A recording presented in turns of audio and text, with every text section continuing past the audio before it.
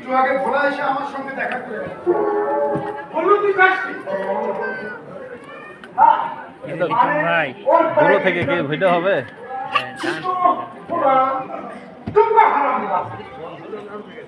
শোনো, ওই ভবিষ্যৎ কিন্তু অন্ধকার। এই আমি বলে দিলাম, আমি বললে বুঝবি কি হারালাম। এই তুমি তুমি আজকে ওর মাথাটা খেয়েছো, না শিখলো লেখাপড়া, না শিখলো কাণ্ড কে। আরে ছোটটা তো কয়েকদিন পরে ইঞ্জিনিয়ার হয়ে গেল। ও ফাইনাল দিব, ও ফাইনাল দিয়ে ইঞ্জিনিয়ার হবে। তাকে করবি রে হারাম দাদা, তুই কি করবি? তুই তো পুলিগিরি করবি, না হয় রিক্সা চালাবি। এছাড়া এছাড়া তোর তো কোনো যোগ্য নেই। আজকাল রিক্সা চালালে ভালো ইনকাম হয়, আর তার অনুরোধ করলে আমি তুমি আর ভাই আর তুমি আসো, কতদিন এভাবে চালিয়ে যাবো। তোমরা তো আমার মা বাপ,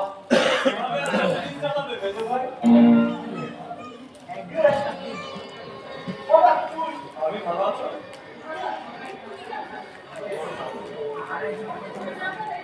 আমাদের সার পাই দিল বলে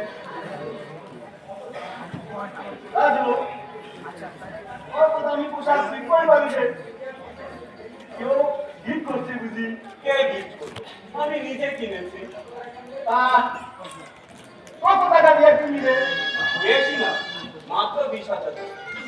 20,000 টাকা দিয়া তুই একটা পোশাক কিনতে পারলি? তুই পোশাকের মর্ম কি বুঝবি? রাজু তুই পরে ইঞ্জিনিয়ার হয়ে বের হবে। ওকে কত ভালো ভালো জায়গায় যেতে হয়। ও আমি পোশাক না বললাম চিন্তা হয় না। এটা আমার জানা ছিল না রে, সত্যি আমার জানা ছিল না।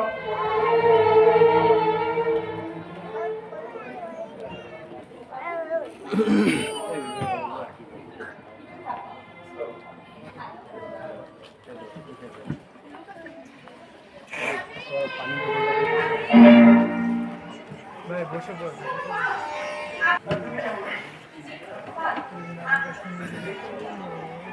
আচ্ছা হঠাৎ করে তোর জানে চলে এসেছে, খারাপ লাগে তো হবে।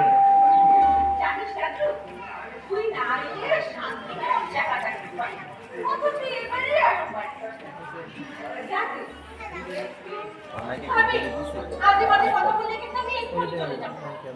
তুই নিজে যা, ভালো করে এবারেই আসবো।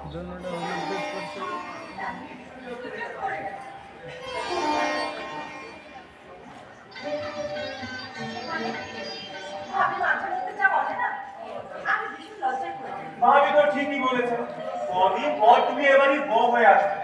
ফাইনাল পরীক্ষাটা হলেই তো বিয়ের সানাই বাজবে।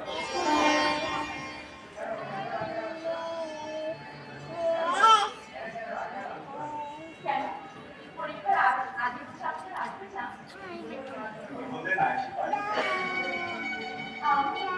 হ্যাঁ, জানো প্রতিদিন বের করে তোমার নাম ধরে থাকে। সকালে অবশ্য বন্ধুরা টিকিরি মারে খিদে চুমকিকে, তখন অবশ্য ভীষণ মজা হয়।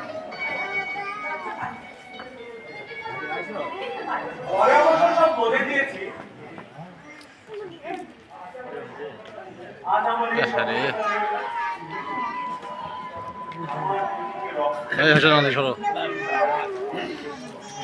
আরো পানি খাবে দেখছো? আলি তুমি বসো।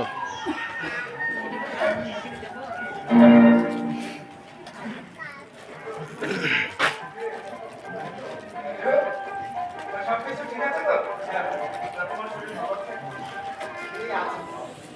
আর কয়েকটা সব ঠিক হয়ে যাবে। তারপর টাকাটা বেশি দেওয়ায় তোদের অসুবিধা হয় না ভাইয়া, কোনো সমস্যা নেই। গত মাসে রোগীর সাথে টাকা দিতে পারি,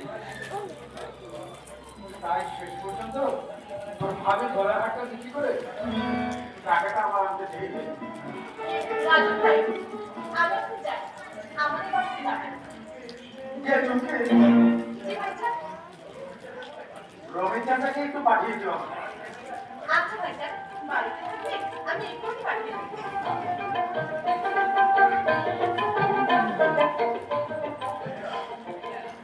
ও ভাইয়া এ মাসে 5,000 টাকা বেশি লাগবে। এত টাকা একসাথে কিভাবে সব? তুমি কি রবীন্দ্রকে বলে রাখো না আর কতদিন তার কাছে হাত পা পয়সা নেবে? আমার ভীষণ লজ্জা লাগে। তাছাড়া গত 5 বছরই বংশ ধরে রবীন্দ্র চাচা টাকা না দিলে ওকে কি আমি ঢাকায় রেখে ইঞ্জিনিয়ারিং করাতে পারতাম? তাছাড়া তাদের কিছু এমন কিছু নেই। জমি আমার সব শেষ করে দিয়েছে ওর পেছনে। সে তো জানি তার ওই একমাত্র মেয়ে রুমকিকে ওরা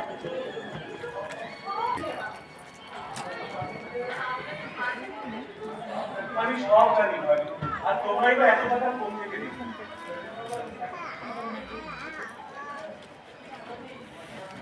বাবাজি বাবাজি আমাদের ডাকছো? আমি ভগবানকে গেল মাসে টাকাটা দিতে পারি আমি খুবই লজ্জিত না না চাচা এসব কি বলছেন? আপনি না হলে ও কথা কো না বাবা আমার আর পেদায় আছে একমাত্র মাইয়া চুমকি আর সুখের জন্য এটুকু তো করণ লাগে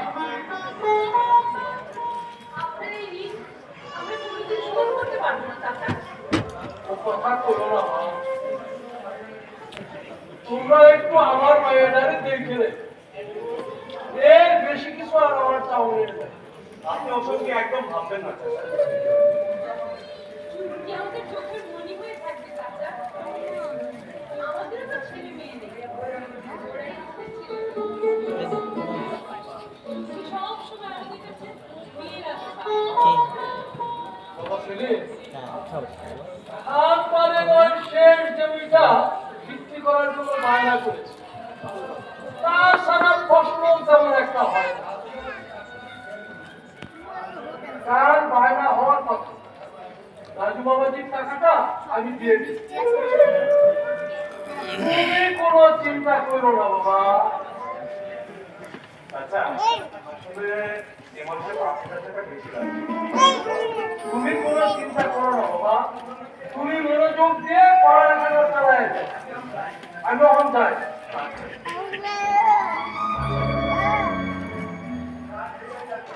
ভাইয়া, আমি তোমাদের কাছে ছিল ঋণী। ছোট ভাইরা কখনো ভাই বাবার কাছে ঋণী থাকে না। ছেলেরা যেমন বাবা মায়ের কাছে চল ভেতরে চল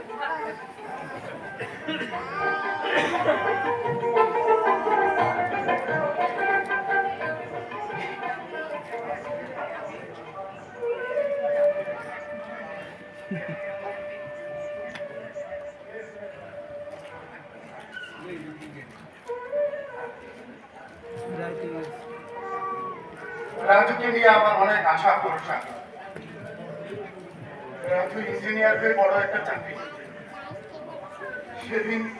সেদিন আমাদের কোনো অভাব থাকবে না। ইঞ্জিনিয়ার তখন আমার বুকটা গর্বে ভরে উঠবে। হে খোদা, তুমি সর্বশক্তিমান দয়ালু, তুমি সর্বশক্তিমান দয়ালু।